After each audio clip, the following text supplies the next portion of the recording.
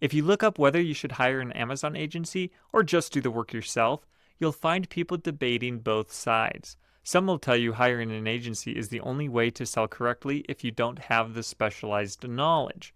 Others will tell you agencies are way too expensive and that you should just keep everything in-house. And after working with hundreds of brands, I both agree and disagree with each of those positions. Either option can work, and in a lot of situations, both options can also be a bad fit. What matters isn't which side you pick, it's whether you understand the constraints that come with each approach and what you're actually signing up for. If you understand the pros and cons clearly, there is a way to structure your business so you get the benefits of both approaches without many of the downsides. Coming up, in this video, I'll walk you through what actually happens when brands try to do Amazon themselves, where agencies tend to help and where they quietly don't, and a surprise third option that can often solve many of the problems with both approaches. Before we get into the pros and cons of hiring an Amazon agency or not, there's one thing you need to understand about how Amazon actually works. Amazon doesn't require a consistent amount of work every month. At the beginning, when you're getting set up and launching, there's usually a lot to do. Account setup, approvals, listings, images, ads, inventory planning. The work is front-loaded, and small issues at this stage can slow everything down. Then, once you're launched and things are running smoothly, the workload often drops off a bit. When listings are live, ads are stable, and inventory is moving, there may not be that much that needs attention day to day. But there are also periods where the workload spikes again. You might be launching new products, listings can become suppressed for a weird reason, and resolving it is urgent and can require a lot of back and forth with seller support. There can be inventory issues that force changes to shipments or replenishment plans, or a rule changes and something that worked last quarter no longer works now. When those situations come up, you don't just need more time, you need very specific Amazon knowledge, and you usually need it quickly. This uneven workload is one factor that makes the agency versus DIY decision more complicated than it first appears. Let's start with the DIY approach. There's really two groups that are considering this. You have the solo founder, and for you, DIY means you're actually the one doing everything yourself, and there's companies where DIY would mean using their internal employees who currently don't have specialized Amazon knowledge. I'll address both of these situations. For the solo founder, you're handling product development, you're handling suppliers, marketing, and now you're trying to figure out Amazon on top of that. And to be clear, in the very beginning, doing it yourself is often the only realistic option. If you're pre-revenue or just barely getting started, hiring an agency for $2,000, $3,000, $4,000, or even $6,000 a month doesn't make sense. Even if you have money saved, Amazon sales rarely grow fast enough early on to justify that cost. In many cases, DIY is the only practical starting point, so doing it yourself is reasonable. You're not spending any cash, and you're learning how the platform actually works. The problem is that Amazon has enough nuance and unusual situations you'll run into that most people can't just figure it out on their own. What usually happens is this: you start setting things up, you try to do something that seems like it should be simple, but Amazon gives you an error message, and that doesn't make any sense. You search for answers, you watch videos, you open a seller support case, you wait, seller support's response doesn't solve the problem, you try something else, then maybe you figure this problem out and maybe you don't. But either way, you have to repeat this process again and again for each step. And if you're thinking, well, that's why I should just hire an agency, hold that thought, because the agency approach creates its own problems too. And those problems can often be much worse. On your own, it might be months later, you're still not fully launched, or if you are launched, you start running into more and more problems and you don't know why. And that delay is a big deal. If it takes you 6 extra months to launch because you're figuring out everything as you go, you're not just missing 6 months of revenue, you're missing 6 months of ranking history, 6 months of review accumulation, advertising data, compounding growth. Amazon performance builds over time, so the earlier you start correctly, the earlier that growth curve begins. If you start 6 months late, besides the 6 months of lost revenue, you'll also be 6 months behind in growth 2 years from now because that compounding process started later than it otherwise would have. And your competitors who launched correctly earlier aren't sitting around. They're growing and optimizing during those lost months, making it even harder for you. DIYers are often stuck because Amazon isn't a platform that you can casually learn while juggling everything else. Your products are also unique, so you're not going to find answers for your particular situation on the internet. And of course, if you're someone who isn't good at doing things on the computer and the internet, you know who you are. Doing it yourself is just going to be a disaster. That being said, in many cases, DIY is the only practical starting point, so it might be the best option for many new business owners. Now, doing it yourself looks a little bit different for a company that's not just barely starting and already has some employees. Here, Amazon often gets handed to an internal marketing or e-commerce team. These are smart, capable people, but they haven't worked with Amazon before. However, they also know your products and brand better than anyone at an agency would at the beginning. They are having to learn while they're doing things for you. The hidden cost here is that you're still paying for someone like you would if you hired an agency, just in a different way. You're paying salaries while people figure things out, and that's taken away from their other responsibilities. You're paying for slow progress during approvals and suppressions. Even very smart, competent people have a really hard time dealing with Amazon for the first time, and they're bound to make expensive mistakes. These people are often being asked to try to fix situations that they just aren't equipped to fix, and leadership is expecting them to figure it out without realizing that those expectations are not realistic. And even if the team is doing everything right, they don't actually know for sure if the difficulties they are experiencing are normal or not. They don't know if they're doing everything right. In a lot of cases, this ends up being more expensive than an agency because the clock is always running even when progress isn't happening. What I see all the time is internal teams spending months circling the same issues, and then eventually the company hires outside help anyway. So DIY often fails in these situations because Amazon just has so many odd requirements and things requiring special knowledge that if you haven't dealt with them before, you're likely to go down the wrong paths again and again. Now, let's talk about agencies. And to be fair, agencies do exist for a reason. There are real benefits to hiring one. If you hire a good agency, you don't have to build Amazon expertise internally. You don't have to spend months learning how approvals work or how catalog issues get resolved. The responsibility shifts off your plate, and your team can focus on all the things that they already do really well. For established brands, this can be especially helpful.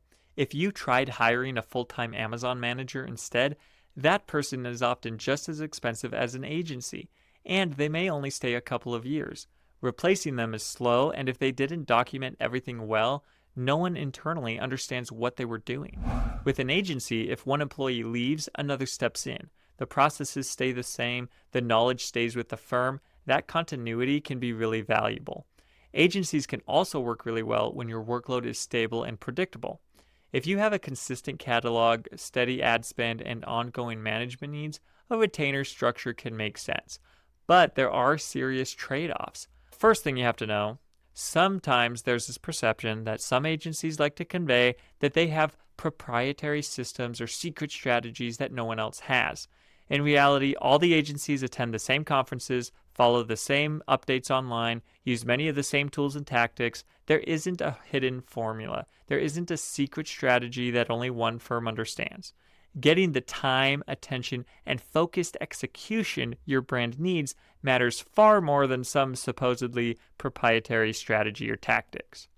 Now, the most obvious downside of an agency is cost. Most legitimate Amazon agencies charge somewhere between $2,000 to $6,000 per month, and often much more for larger brands. If you're a brand new business, that usually doesn't make sense at all. You haven't validated that your product will sell on Amazon yet. Your sales will likely start low and take quite a bit of time to grow.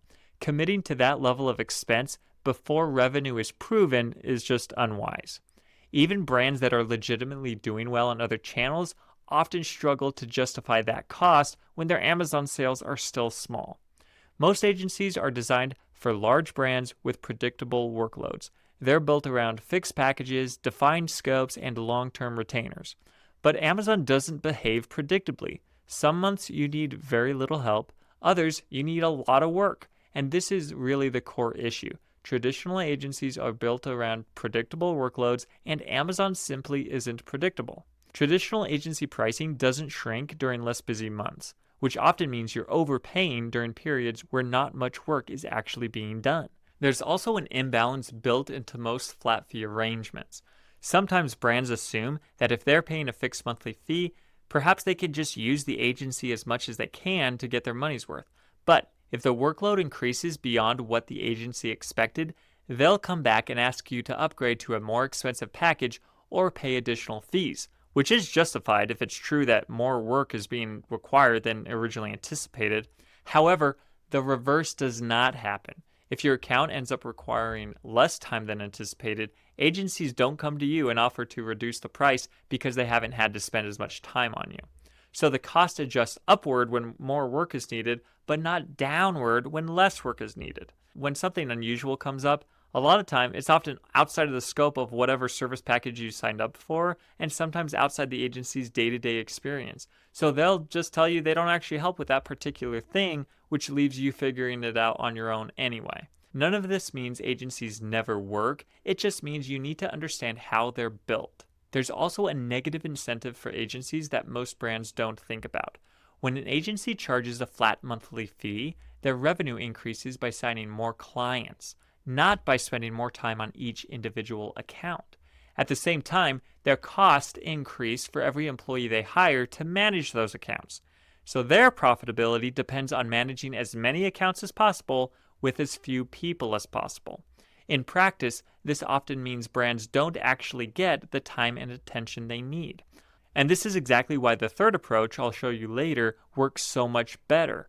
Many agencies also structure their teams so that the person you talk to is not the person actually doing the work.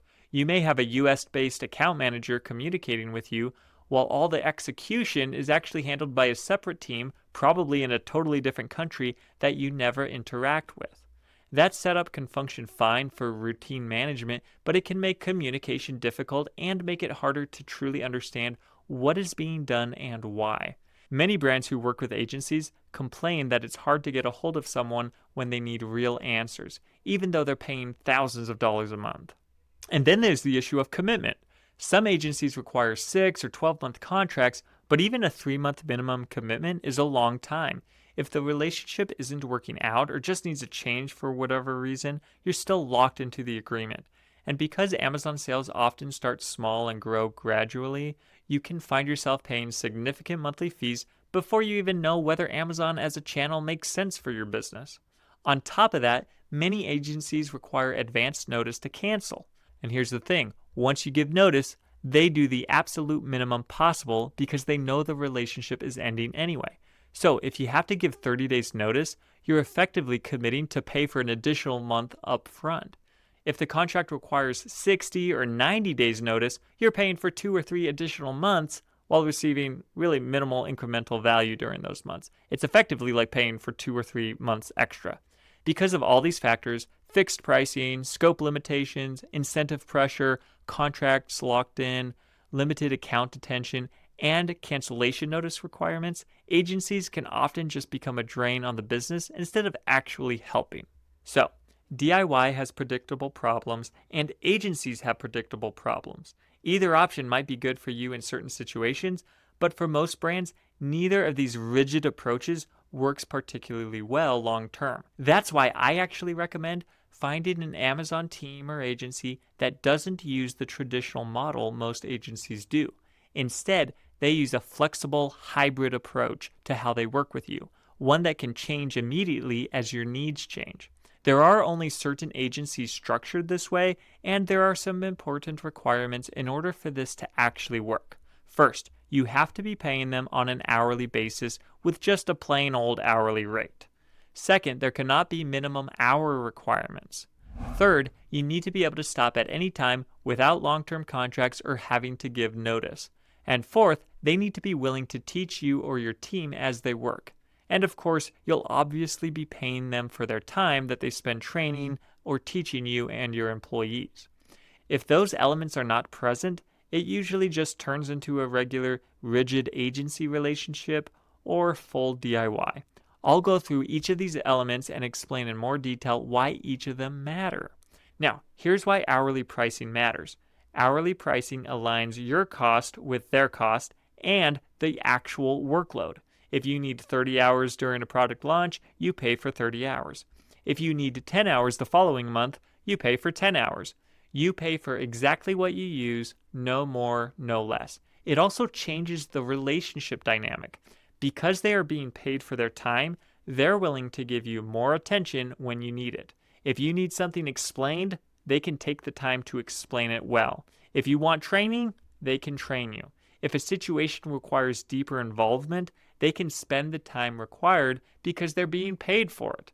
They're willing to do more hand-holding if you need it. There's no pressure to limit interaction just to protect margins like there would be under a fixed fee. Here's why it's important to have no minimums. Even a small monthly minimum heavily reduces the flexibility of the relationship. If you're required to use a set number of hours each month, you either overpay when you don't need help, or you use hours unnecessarily just to avoid wasting them. More importantly, you lose the ability to gradually take work in-house over time, or vice versa. As your team becomes more capable, it may make sense for them to handle more of the routine task in order to save money. That transition should be gradual. Minimums get in the way of that. A truly flexible structure allows responsibility to shift naturally as your internal capabilities grow or your needs for external help grow. It's very important that you're able to stop at any time. If you're validating Amazon as a channel, you shouldn't be locked into months of cost before you know whether it's working. If your internal team becomes capable enough to manage things independently, you shouldn't be penalized for that progress. If your business priorities shift, or if Amazon just isn't a good fit, you should be able to adjust immediately. Flexibility only works if the relationship is voluntary every single month.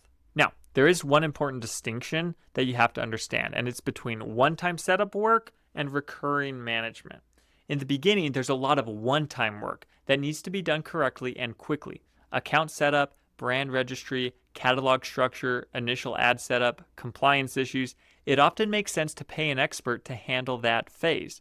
There are many parts of the setup process that you'll never have to repeat again, and it doesn't really make sense to spend weeks learning those processes because you'll only use them once. Getting launched quickly matters a lot. It doesn't matter as much as getting launched correctly, but once the account is live and stable, much of the ongoing work becomes recurring and predictable. At that stage, if you're a small business and you're just starting out, it can make sense for you or your internal team to take over some or even all of the easier day-to-day management tasks, with the expert training you during that transition. Then, even after you take ownership, the expert remains available when something unusual comes up. They can also periodically review your work to make sure things are still on track. The expensive part of traditional agencies isn't usually the initial setup, it's the recurring monthly cost that continues indefinitely, even when sales are still small. So having the external team you hire work on the one-time stuff, but then you yourself learning and doing a lot of the recurring stuff can make the cost so much more manageable. A large recurring retainer can make the business unprofitable for a long time unless growth is really fast. For a larger, more established brand, it probably wouldn't make sense to have your internal employees take over everything with Amazon, but you could take over certain things and just keep the external team or agency doing all the hard stuff and maybe a lot of the day-to-day things that just require more specialized knowledge or maybe time that your internal team just doesn't have. Now, here's how this alleviates DIY problems. For solo founders, you stay in control. You're not committing thousands of dollars per month before your product is validated. But when you hit a suppression issue, approval problem, compliance question, or some kind of weird complicated setup step, you don't spend months going in circles. You pay for targeted help, fix the issue correctly, and move forward. For internal teams, your team keeps ownership of the account. They continue learning and executing, but you have an experienced Amazon specialist that can oversee their work, make sure they're not going in the wrong direction, and provide clarity on whether performance metrics are actually strong or weak. They can also simply just focus on the specialized task or the overall strategy, any of the things that your internal team is ill-equipped for. It also gives leadership confidence that the account is being handled properly. Now, you do have to learn to delegate the right things internally. Even if you don't have a dedicated Amazon team of employees inside your company, there are tasks that can make sense to do internally. Take inventory planning as an example. An agency will often include in their services where they will calculate replenishment needs and create FBA shipments, But they don't know your manufacturer delays, your warehouse constraints, or your inventory commitments to other sales channels. If you already have someone internally managing inventory for your website, retail, your distributors, it often makes more sense to have that person learn the Amazon specific processes. If you're using a flexible hybrid arrangement like this, you can have an Amazon expert train them on how to do it. They can walk them through it, help them learn it properly, and then let them take ownership of it. You're not paying long term for something that your team can handle with just a little bit of training. But you're also not guessing your way through it either. And if questions come up, help is available immediately. Another advantage is adjusting to your sales volume. Now, no one knows ahead of time how much a brand will sell on Amazon. If sales grow quickly, there's often a lot of work that can be done to support that growth. A flexible team can immediately increase involvement to keep momentum going. If sales are slower or taking time to build, which is often a lot more common, there are many initiatives that just don't make sense to implement aggressively until later. In that case, you only pay for what's actually useful for your business at that time. You adapt instantly as conditions change. All that being said, very few agencies are structured this way.